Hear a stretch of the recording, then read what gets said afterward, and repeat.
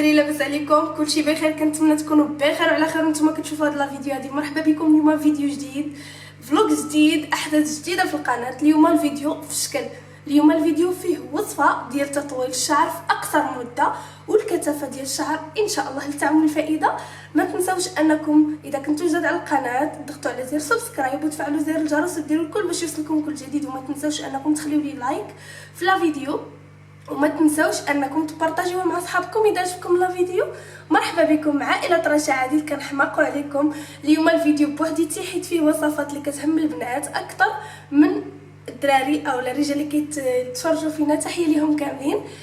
المهم تسمعوا صوتي ماشي هو هذا. زهر فيه خايف مني مالو، والله الله قلبي شحال قدرت تصبر، سال عليه نسال وانا على بالو، حالي حالي مالي مالي رايتو ما نهضر.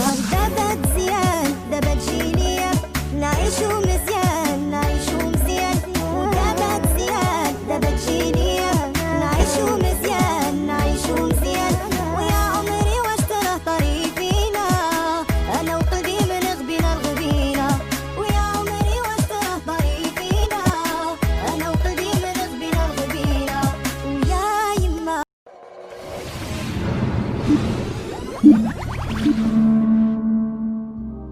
مرحبا. المهم قطعت لا فيديو ما عرفتش علاش. كيف ما قلت لكم دابا 3 جوغ وانا وسيليا طريحي الفراش. شنو غنقول لكم؟ صراحه كان عادل هو المعين الوحيد للدار والروينه روينه روينه. راه غنشارك معكم كلشي، خصني نجمع الدار بعدا عاد نديروا الوصفه ديالنا. بزاف منكم صيفطولي في الانستغرام كيف ما سبق وقلت لكم، بزاف منكم سولوني شنو الوصفه اللي كديري لشعرك رشا، كيفاش شعرك حتى كيطول بسرعه. لان انا دابا حاليا كل شهر تقريبا كنقطع 2 سنتيم من شعري باش كنكون قادره عليه. لان عاوتاني لا فيديو تقطعت ما عرفتش علاش زعما الكاميرا بالضبط كدير بحال هكا. واش المشكل من كارت ميموغ ولا ما نعرفش. المهم كيف ما قلت لكم كنا تخلعنا فريمون تخلعنا. كان كيحسب لنا بلي كورونا فيروس، والحمد لله ما كاين لا كورونا فيروس فينا لا حتى شي حاجه. الحمد لله حنا سالمين، غير رواه ضربنا البرد، كنا دوشنا خرجنا ضربنا البرد. الوغ هاد لا فيديو راه صورتها لكم وكانت الكاليتي زفت، كان الكاميرا ولات كتصور لي ثانيه بثانيه. عاوتاني غنعاود نصورو لكم باش نشرح لكم اكثر. هذيك لا فيديو مسحتها ما عجبتنيش الصراحه، مشيت ندير لها المونتاج ما عجبتنيش. الوغ اجيو معايا باش نشوفوا الوصفه ديال اليوم. هذه اولى الوصفات، لان انا كيف ما قلت لكم كندير وصفات بزاف، ولكن هذه هي الرئيسيه وهذه هي باهم. كيف ما كنقولوا هذه هي الركيزه ديال الشعر. الا بغيتي تعالجيه الا كان متقصف متضرر من الاطراف، هذه هي باش غتعالجيه شويه بشويه. وكيبان الاستعمال، كيبان المفعول ديالها من الاستعمال الاول والثاني. الوغ الاستعمال ديالها كيكون متعدد يوميا. اذا كنتي ربة بيت فهذا غيكون سهل جدا بالنسبه لك. انا كل ما سنحات لك الفرصه غادي تبخي بها شعرك ولا غتشقي بها شعرك كيف ما كنقولوا. ماشي شي حاجه اللي فيها الريحه خايبه، ماشي شي حاجه اللي كتوسخ الشعر اولا كتزيتو بزاف، ماشي شي حاجه اللي ريحتها مكروهه ريحتها زوينه بزاف، وشي حاجه اللي عاديه انك ديريها. غتحطيها في شي بلاصه اللي كتبان لك اولا معتاده انك تحطي فيها الدواء ديالك او اي حاجه اللي كتكون مهمه كديرها بزاف د المرات في النهار. فوق الكوافوز، في المرايه، في المطبخ، اي بلاصه اللي انت كتكوني فيها بزاف باش تفكريها بزاف ديال المرات. كل ما سنحات لك الفرصه تقدر تكون ما بين 2 دقائق حتى 2 دقائق، تقدر تكون ما بين 5 دقائق. وقت ما سنحات لك الفرصه كديريها لشعرك. الوصفه ديالنا اليوم فهي غتشوفوها كالتالي. اجيو معايا الكوزينه باش نوجدوها حيت اصلا انا سالت لي. المهم انا جيت معكم دابا الكوزينه.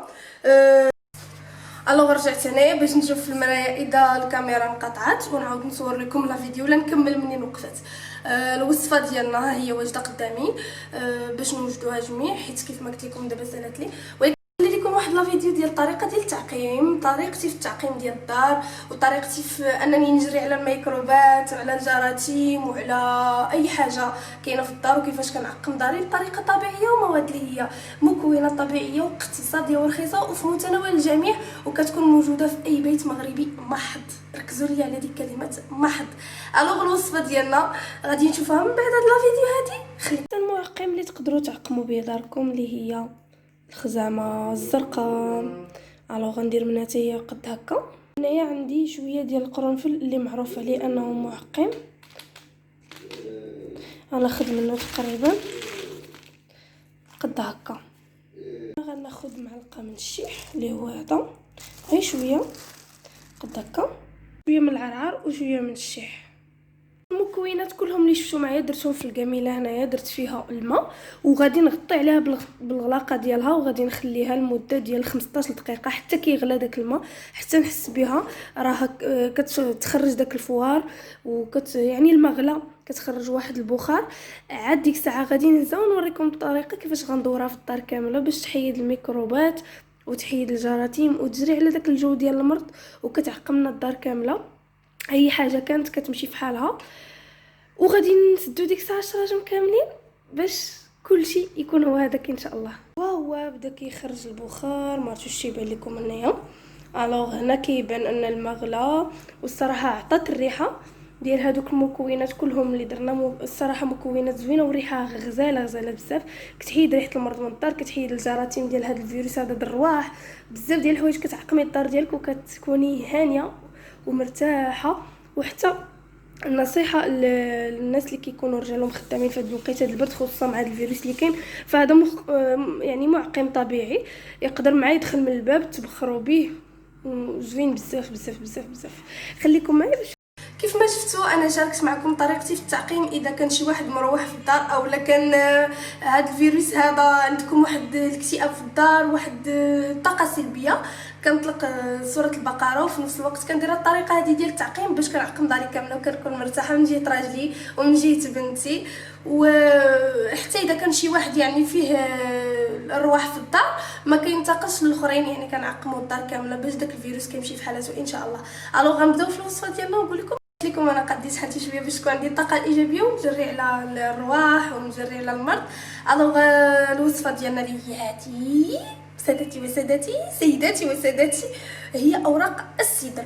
اوراق السدر بالنسبه للطريقه ديالهم ايات اليد صراحه باقي شد فيا الروح بزاف. بالنسبه للطريقه ديالهم انا نوريكم مزيان. اوراق السدر اللي هما هادو فوالا، بالنسبه اللي ما تعرفهمش يسكريني باش يوريهم العطار ولا باش يمشي ياخذو. الوغ اوراق السدر كتقدري تزيدي معاهم اي زيت اساس او لا اي حاجه، اي لوغو كتبغيه، سواء الفاني سواء ديال الخزامه، اي ريحه كتبغيها نتيا، كتزيدي الزيت نقطه من زيت الاساس ديالها مع هذاك الماء اللي غادي يكون فيه اوراق السدر. الطريقه ديال الوصفه كناخذ 2 كيسان ديال الماء، كنغليهم مزيان، الماء يكون مغلي، كنصدر تحت هذيك الماء هذه مغلي مزيان. كنلوح فيه قد هكا تقريبا كمشه ديال اوراق السدر، كميشه ديال اوراق السدر، وكنسد عليه فزاجه. اذا بغيتي تزيدي معاه زيت الاساس ديال شي مكون اللي كتعجبك ريحته غتزيديها معاه في هذاك الماء. كنسد عليه فزاجه وكندير في بلاصه مظلمه اولا كندور عليه سيرفيت سربيته باش كيبقى مظلم. كنحطو في بلاصه اللي يرتاح فيها لمده ديال 24 ساعه. من بعد 24 ساعه كنصفي هذيك الماء، كنحيد منها اوراق السدر وكنخلي الماء بوحديته، كنديرو في بخاخ اللي كيطرش. كنا كنعرفوا البخاخ اللي كنرشوا به شعرنا، كنديرو في هذاك البخاخ وكنحطو في شي بلاصه كيف ما قلت لكم في الاول ديال لا فيديو اللي كتكون باينه، اللي كل مره اولا كل ما سنحات لي فرصه نرش بها شعري ونشقق بها شعري، وكنحاول انني ما نرش بها الزغبه اكثر من نرش بها الفروه ديال الراس. فالشعر راه كيكون صحي من الفروه وكيكون متضرر من الفروه. اما بالنسبه للاطراف غادي نشارك معكم ان شاء الله وصفه في الفيديو الجاي اللي غتكون حتى هي فعاله جدا. ما كايناش ديك القضيه ديال نقطعوا لي بوانت باش شعرنا يطول. الشعر كيطول من البصيله ماشي من لي بوانت، وما كيعكسش بلي بوانت. كاينه وصفه اللي كتعالج لي بوانت باش شعرنا يبقى يطول واخا ما نقطعوش. المعروف ان الشعر طبيا كيتقطع مره في 4 اشهر سنتيم واحد. اما بالنسبه للناس اللي كيقولوا خاصك ضروري تقطع لي بونت باش يطول الشعر، فهذه معلومه خاطئه علميا، قراو عليها وبحثوا عليها، معلومه خاطئه جدا. وبالنسبه للزبده بالنسبه للشعر فهي معلومه غلطه، حتى هي الزبده فيها الصوديوم، والصوديوم كيضرر به الشعر، كيقصف لينا الزغبه، كيخليها باهته، كينشف الشعر. فهذه معلومه غلطه. مع المده كيبان لك الشعر اللي كنديروا ليه الزبده كيتقصف وفيه اصلا ماده ديال الصوديوم كيف ما قلت لكم، فهي خطيره بزاف بالنسبه للشعر. مع المده كدير بحال الحديد ملي كيتهرس بانتفاق كتوغوغ. الوغ كانت هذه الوصفه ديالنا اليوم. هذا ما كان بالنسبه للفيديو ديالي ما كنتمنى انه يكون الاعجاب ديالكم. مرحبا بكم اليوم، و الى عجبكم لا فيديو ما تنساوش انني تخليو ليا كومونتير زوين بحالكم وفيه الاراء ديالكم بالنسبه للوصفه، وجربوها ما غتندموش، ثقوا فيا راه غزاله بزاف وغيبان لكم الفرق في شعري بزاف. راه قلت لكم وليت كنقطعو مره في الشهر حيت انا ما يمكنش ليا ندير الشعر طويل بزاف.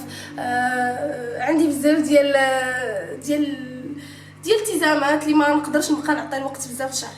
راكم شفتوا في شي ايام ما كنتش كنصايبو، كنت غير كنخليه عادي اولا كنبوكليه. علاش؟ باش كياخذ واحد الراحه وباش كيرتاح. وحتى بالنسبه لوجهي راه صايبت معكم بزاف ديال لي فيديو سون ماكياج. الوغ بالنسبه للبشره والشعر فهم كيبغيو يتغداو وكيبغيو انهم يرتاحوا في نفس الوقت، كيف ما حنا كناكلوا وكنرتاحوا ملي كنشبعوا. الوغ بحال هكا الشعر بحال هكا البشره كيبغيو يتغداو وكيبغيو يرتاحوا. ماشي ديك القضيه ديال ديما ندير المكياج ونقول علاش فيا الحبوب، لا خلي وجهكم يرتاح. ولا بغيتو نشارك معكم وصفات حتى ديال الوجه مرحبا. اذا بغيتو نشارك معكم وصفات كيف ما سولتكم ديك المره شنو السر حتى نقصت 7 ديال الكيلو في ظرف 3 شهور من بعد الولاده، شنو السر ديال انني نقص الوزن من هنا لقدام ان شاء الله، كيفاش نتبع ماشي ريجيم كلي، ماشي المهم كاينه واحد الحاجه اللي هي سحريه. الوغ كان هذا ما كان بالنسبه للفيديو ديال اليوم. تهلاو لي في راسكم، كنبغيكم بزاف. عائله رشا عادي كنحماقوا عليكم يا اغلى عائله. باي، نهاركم